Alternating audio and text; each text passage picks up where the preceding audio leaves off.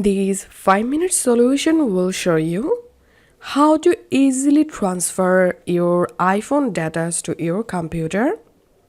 So if you have a PDF or a zip file or any kind of data in your iPhone and now you want to share your data to your computer, follow these easy steps to easily share without downloading any software or without connecting any cable.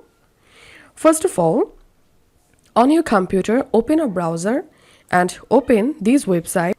Open this website snapdrop.net, and now in your iPhone, go to a browser and open this website snapdrop.net.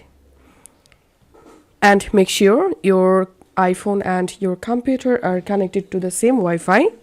And here in your iPhone, you will get your computer device. Just tap on it. Now you can transfer data from your media library, or you can choose the files from your files app by tapping on choose files. And now select your data you want to transfer and tap on open. And as you can see, my data are sending from my iPhone to my computer. This is how we can easily transfer data from iPhone to computer. If you find this video helpful, make sure to subscribe 5-minute solution. See you in the next video.